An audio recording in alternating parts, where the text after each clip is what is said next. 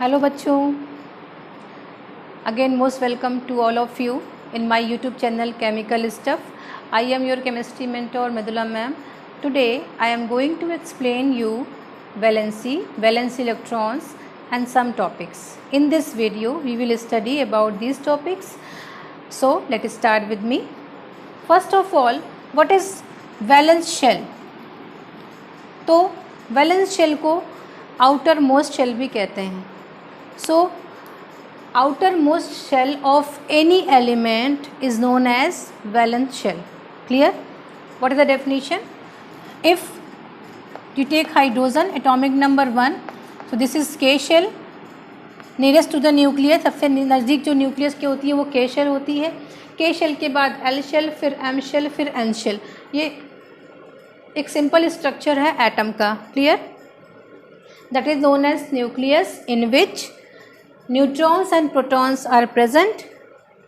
Protons have positive charge and neutron have no charge, and the third subatomic particle, that is known as electrons, it is moving around the nucleus in the fixed energy shells, that is known as orbits or shells. Clear?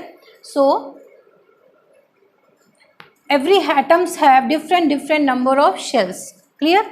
And the outermost shell of any element is known as valence shell, and the electrons which present here, that is known as valence electrons. तो valence electron को कैसे define किया गया? Electrons present in the valence shell, that is known as valence electron. Clear? So take some examples. If you take the example of lithium, atomic number 3, electronic configuration 2 and 1. 3, that is equal to number of protons and also equal to the number of electrons. Clear? So 2 1 3. Now this is K shell, this is L shell.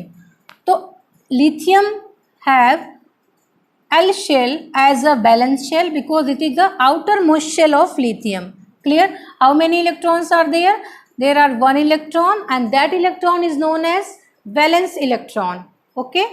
Now if we take the example of sodium, atomic number 11, electronic configuration 2 8 1, 2 8 10 plus 1, that is equal to the number of proton, that is atomic number, right?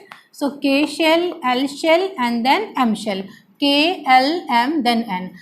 जैसे जैसे हम nucleus से दूर होते जाते हैं, energy level बढ़ता जाता है.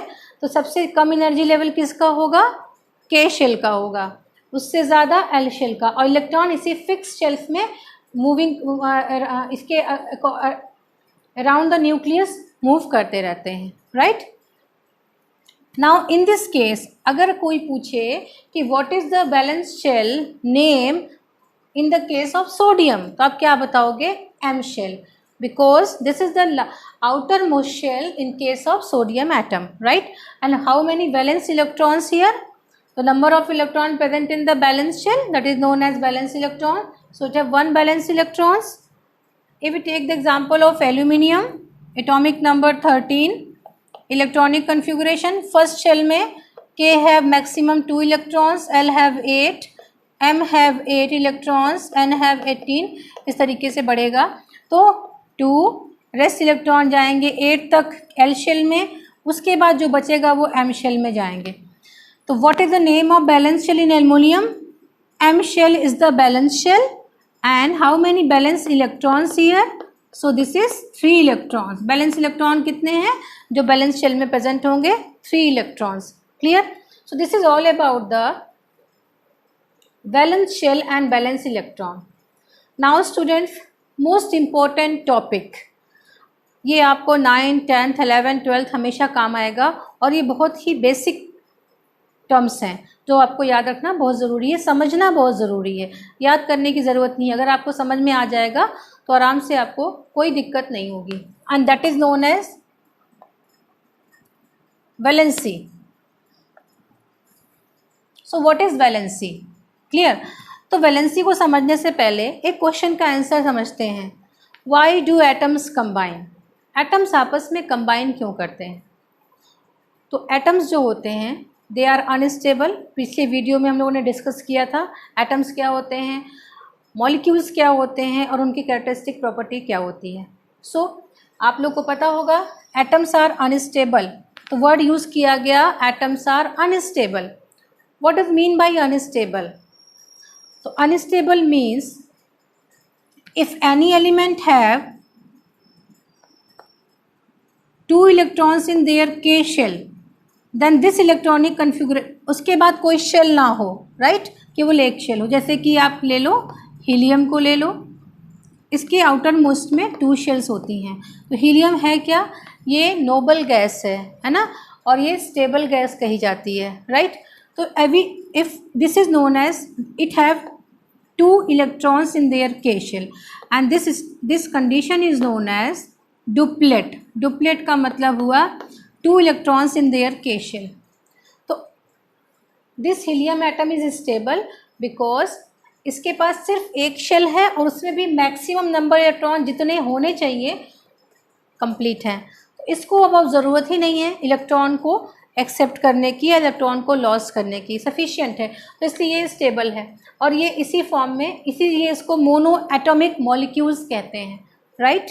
Now if you take the example of lithium, atomic number 3, electronic configuration 2 and KL21. Now see students, there are 2 shells, K shell तो कंप्लीट है, उसके बाद शेल है, तो वैलेंस शेल क्या है? L है, वैलेंस इलेक्ट्रॉन 1 है। K शेल में मैक्सिमम मैंने बोला 2 होता है, balance number of electrons L shell में 8 होते हैं। तो हाउ मनी इलेक्ट्रॉन्स हियर? 1। तो अगर 8 होगा तो वो एटम स्टेबल होगा। क्लियर? मीन्स के शेल को छोड़ के, के शेल में मैक्सिमम 2 और रेस्ट शेल में अगर 8 इलेक्ट्रॉन्स होते हैं, that is known as octet condition, तो वो एटम क्या होता है? मोर स्टेबल होता है। तो आप देखो केवल noble gases helium, neon, argon, krypton, xenon and radon, जिसमें से हीलियम डुप्लेट कंडीशन शो करता है और रेस्ट गैसेस जो हैं that show octet condition, right, having 8 electrons in their outermost shell. So that's why they all are the example of monoatomic molecules. Is that clear students? Now अगर इसको stable बनना है तो ये क्या करेगा? ध्यान से समझिएगा, कॉपी पे लिखिएगा, अच्छे समझ में आएगा। अगर इसको स्टेबल बनना है तो अगर ये अपना एक इलेक्ट्रॉन किसी को दे दे, मेटल है, हमेशा मेटल इलेक्ट्रॉन लॉस करता है। आपको मेटल की जो वीडियो बनाया जाएगा मेटल का, तो मैं उस पर मेटल नॉन मेटल के बारे में एक्सप्लेन करूँगी, अच्छे से आपको समझ में आएगा। अभी बस इतना समझिए। तो मेटल्स हमेशा क्या बनाते हैं? Positive charge ion. कैसे बनाएंगे? इलेक्ट्रॉन को लॉस करते। तो यहाँ पर ये अगर ये लिथियम एटम 1 इलेक्ट्रॉन लॉस करता है तो अब इसका ऑक्टेट डुप्लेट कंप्लीट हो गया, अब ये स्टेबल बन गया, वो शेल ही ख़त्म हो गई। Similarly, atomic number 11, sodium atom 2, 8, 1, K shell, L shell, M shell. It should also have 8 electrons in their outermost shell, means balance shell, तब ये स्टेबल होता। तो यहाँ पे 1 शेल है, ये स्टेबल है? बिल्कुल नहीं है। अब ये क्या करेगा? ये भी अगर 1 इलेक्ट्रॉन लॉस कर देगा, लॉस कर रहा है, ध्यान रखना, कितने इलेक्ट्रॉन? 1 इलेक्ट्रॉन। तो इसका ऑक्टेट अब कंप्लीट हो गया। अब ये देखो ये कंप्लीट हो गया और लॉस करने के बाद ये सारे 1 कैटायंस, ये मोनोवैलेंट कैटायन में कन्वर्ट हो जाते हैं। एक एक इनके ऊपर पॉजिटिव चार्ज आता है क्योंकि 1 इलेक्ट्रॉन चला गया। तो प्रोटॉन की संख्या 11 थी, अब इलेक्ट्रॉन 10 हो गए, तो एक प्रोटॉन जो ज़्यादा हुआ वो इसको पॉजिटिव चार्ज में यहाँ पर रिप्रेजेंट किया गया। अब देखिए यहाँ पे लिथियम ने और सोडियम ने क्या किया बच्चों? इलेक्ट्रॉन को लॉस किया। अब क्लोरीन को ले लो, atomic number 17, 2, 8, 7, KLM. How many valence electrons here?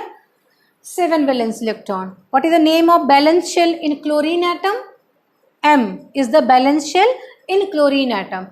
ज़रूरी नहीं है कि हर एलिमेंट की वैलेंस शेल M शेल ही हो। हाइड्रोजन की K शेल ही है, हीलियम की भी K शेल है, लिथियम की अभी आपने देखा L शेल थी, तो वैसे हर की अलग अलग होती है। तो यहाँ पर 7 इलेक्ट्रॉन्स हैं। अब ये कंडीशन क्या है? अगर सोडियम ने 1 इलेक्ट्रॉन लॉस किया था, तो अगर वो इलेक्ट्रॉन अगर ये क्लोरीन एटम एक्सेप्ट कर ले, गेन कर ले, तो इसका भी ऑक्टेट कंप्लीट हो जा रहा है।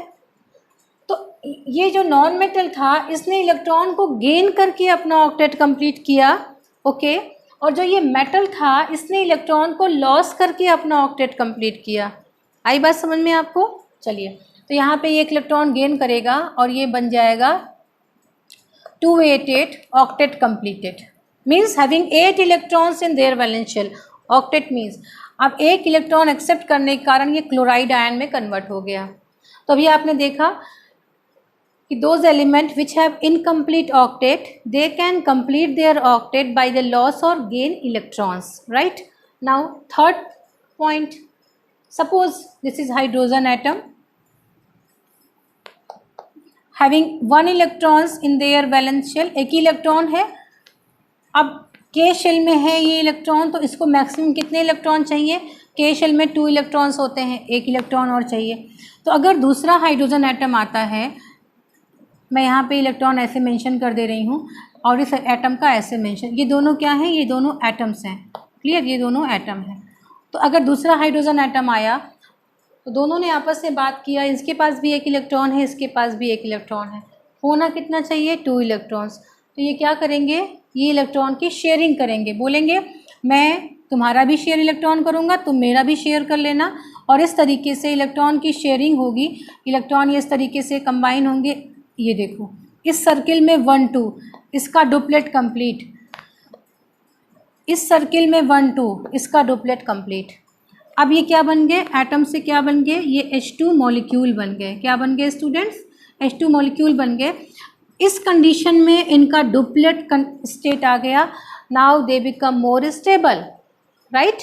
सो to become more stable there are 2 hydrogen atoms combined together, so this is the example of diatomic molecules, पहले बताया था।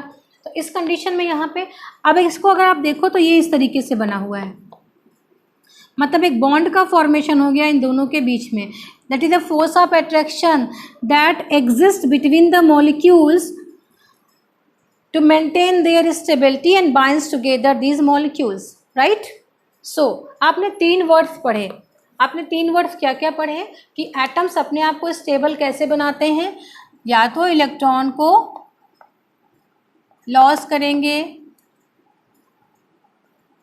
या गेन करेंगे और या शेयर करेंगे।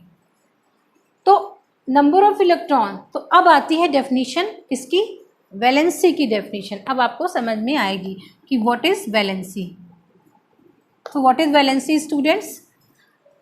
number of electron lost, gained or shared by any element to complete their octet is known as valency of that element।